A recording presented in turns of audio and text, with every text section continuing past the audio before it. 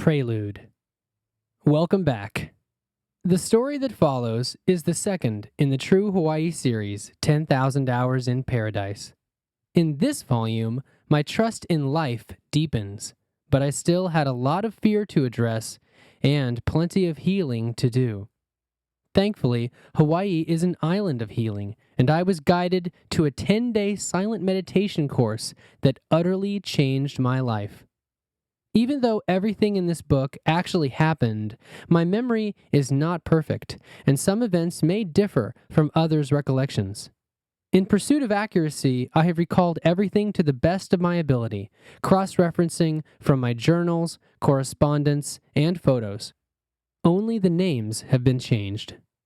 Since the chapter numbering follows from the first volume in the series, this volume starts with chapter 29. I extend a grand mahalo and radiate deep gratitude to everyone who helped make this book possible, including everyone involved in Vipassana meditation worldwide. The story herein is full of love, heartbreak, and illumination. So take a deep breath and hold on to your heart. Chapter 29. The Last Potluck. Even though I had only been on the magnificent island of Hawaii for about 5 months, I'd gone through so many growth experiences that it felt like I'd been on the island for well over a year. Even from day one, I'd felt abundantly welcome on the island. The call that I'd heard back in Wisconsin was vindicated, and being invited on a life-changing volcano adventure had been just the beginning.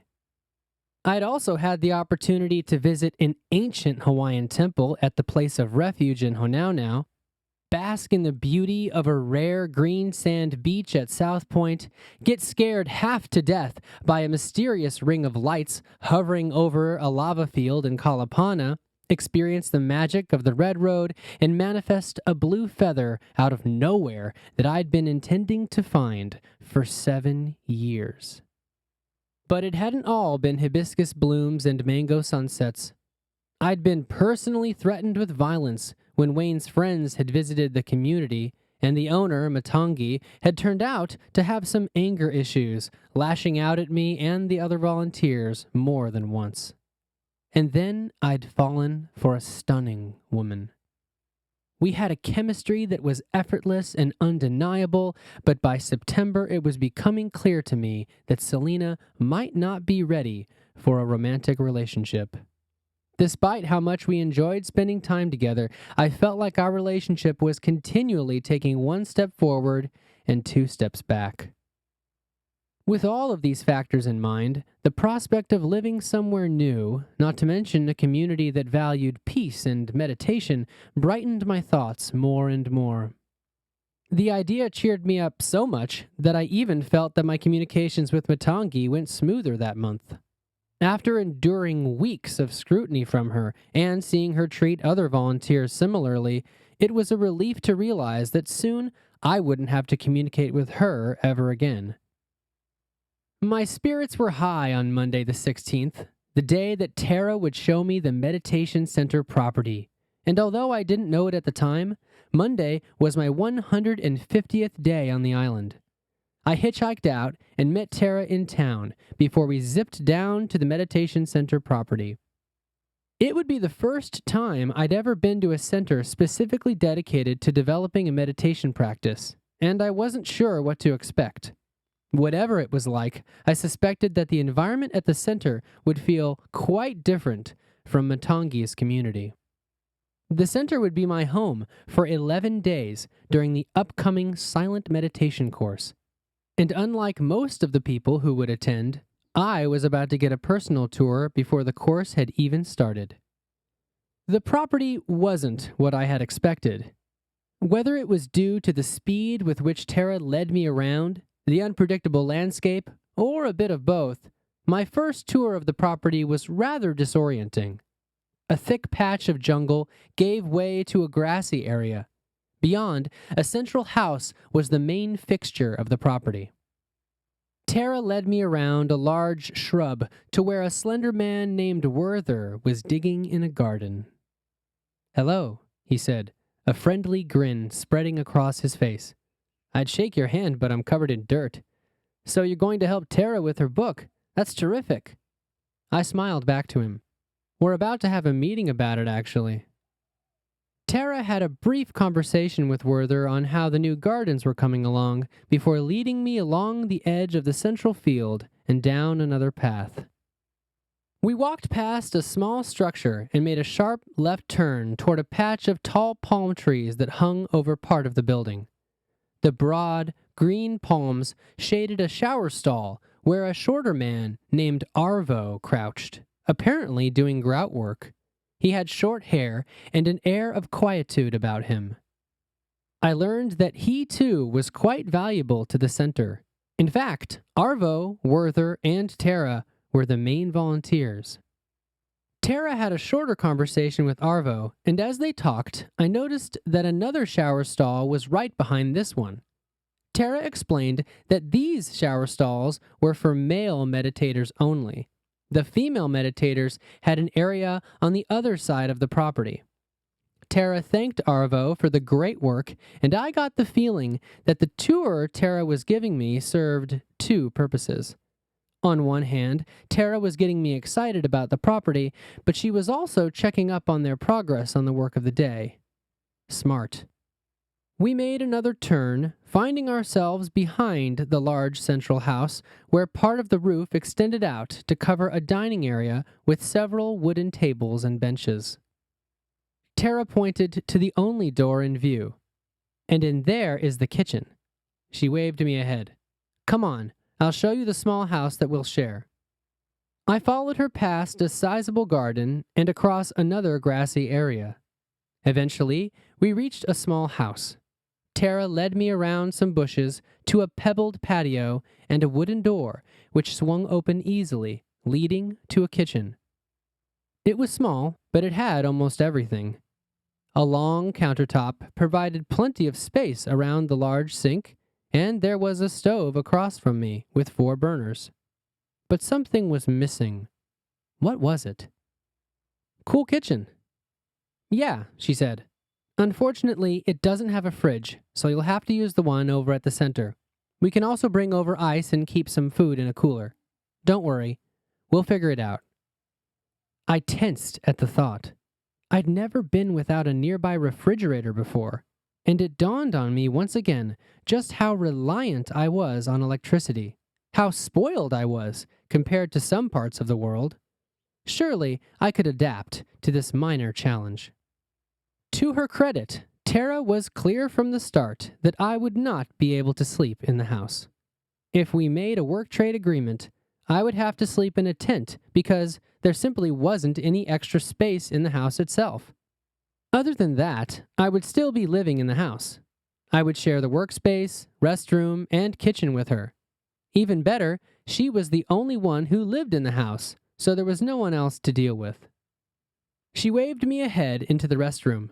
Thankfully, it was fully functional and featured a spacious, tiled shower. "I'm going to be gone for a few weeks after the next meditation course. If you stay here, you'll need to clean this shower before I get back." She paused. "Oh, and we could even put your tent right out here." She opened a door that led right outside from the restroom, revealing a grassy backyard. "Yeah," I said. "I suppose that would be convenient." "Well, we should probably discuss the book first before we talk about that. Come on, let's talk upstairs." We headed back across the kitchen and up a narrow stair that led to a single large room. Windows spanned most of the space, filling it with an abundance of natural light.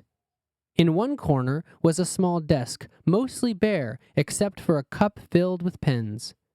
On the other end of the room was a wide futon, and behind the futon was a queen-sized bed.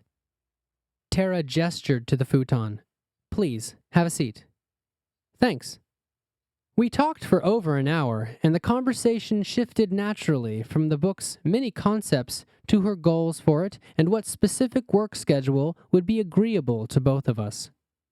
She shared some email exchanges with her friends, showing me some examples of where she felt the book was falling short. Her friend's comments had a common theme, and we agreed that the book needed a fresh perspective. She admitted to me that she didn't really know how to write a book when she had begun years ago, and I reassured her. Honestly, Tara, no one knows how to write a book until they actually finish one. That's the paradox of writing something so long. So you aren't alone. I felt the same way when I wrote The Truth Beyond the Sky, but I kept moving and got help.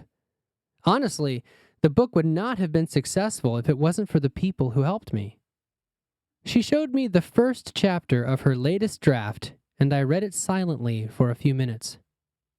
For privacy reasons, I will refrain from sharing any specific details about her novel.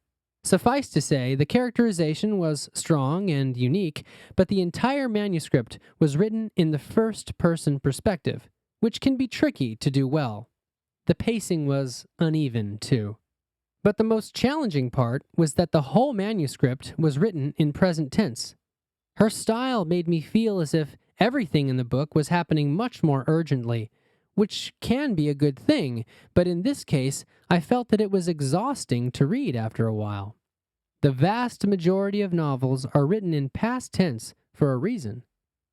I shared some of these thoughts with her, giving her a compliment and then some constructive criticism. She smiled. Like I said, Andrew, I think it needs to be completely rewritten. No matter how much I try to rewrite the current manuscript, I'm not satisfied, which is where you come in. By the way, have you given any more thought to attending the 10-day silent meditation course? It's coming up soon. I hesitated. It was a unique opportunity, but I still felt nervous about what it required. The course was a serious commitment. The only other experience I could compare it to was a personal growth workshop I attended the year before, and that was only 3 days and didn't include much meditation. I'd certainly never refrained from speaking for so long before. If I agreed to do it, I wanted to be sure I could do it well, that I was completely congruent with the idea and excited to participate. Tara had mentioned that all meditators would be camping on the grounds she had shown me earlier, and when I told her that I didn't currently have a tent, she reassured me that it wouldn't be a problem. The center always had extra tents and sleeping pads. I inhaled slowly and listened within. Something deep within me stirred, and I looked up directly into Tara's eyes. How could anyone ever be fully ready for something like that?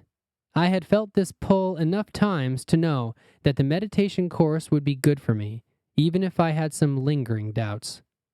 My gut said to go for it. Yes, I said, my gaze unwavering. I've decided to do it. She smiled widely. I'm really glad to hear that, Andrew. You won't regret it. Thanks for offering to let me borrow a tent, too. I usually have one, but I sold a lot of stuff before I came here. I didn't even check a bag on my flight to the island. It's no problem. We have extra tents in case of emergencies. You wouldn't be the first to borrow one. It's really no trouble. We clarified a few more details until she said she had to go. It occurred to me that we'd never actually specified an ending time for our meeting, but I must have been there for over an hour. Then again, it isn't the Puna way to define time so rigidly. Instead, we rode the waves of possibility until we knew it was time to move on. And as she drove me back to the community, we made a plan to have a second meeting on Thursday to clarify more of the business side of the agreement, such as how we'd split royalties when the book came out. Once we reached a good agreement on that, all I had to focus on was preparing for the meditation retreat. I find it odd that I've come so far into this adventure without having mentioned Isabel yet. In the ebb and flow of life, I was often struck at how casual acquaintances could occasionally grow into remarkable friendships and win-win situations. Isabel was one such example, and one day I was walking by her house on the way to a good hitchhiking spot. Since she was outside, we started talking, and I learned that she was retired and had moved to the Puna district over 5 years ago. She loved it here and spent much of her time cultivating her land into an impressive collection of fruitful gardens. Despite the age difference of decades, we developed a quick rapport, and on my frequent walks around the neighborhood, I would often speak to her and hear what was new with her garden and the interesting happenings nearby. At first, I thought she lived entirely alone, but after a while I noticed that she often had a visitor named Eduardo, a man of remarkably indeterminate age who was originally from Europe. Eduardo was a man of few words, and when he did speak, his words were soft and quiet. That quality, in combination with a series of unpredictable comings and goings, lent him an air of mystery. If I had learned that long ago he had been an expert marksman or jiu-jitsu master, I wouldn't have been surprised in the least. One day, as I was walking, about a week before my second meeting with Tara, I saw Isabel out in her yard pulling weeds. I asked her how she was doing, and to my surprise, she invited me over for dinner the following Tuesday. She was hosting a dinner on her patio, and I told her that I would be delighted to come. I arrived on time Tuesday evening, just after sunset, and as I approached, I noticed that a long table had been moved out onto the porch. I opened the gate and approached her house, soon greeted warmly by Isabel and a collection of new faces. Everyone introduced themselves in quick succession, but for the life of me, I cannot recall if Eduardo was there. If he was, he scarcely said a thing. Isabel excitedly introduced me to a few of her neighbors, including a middle-aged Indian man named Ravi, a young woman named Gemma, and Ravi's parents, who were dressed in traditional Indian clothing. No one had told me that it was an Indian-style dinner, and I was overjoyed. I love Indian food. We all sat down and passed around naan bread and other delicious dishes. As we ate, the conversation flowed effortlessly. Gemma was rather quiet, but Ravi and I clicked instantly, as if we'd known each other for years.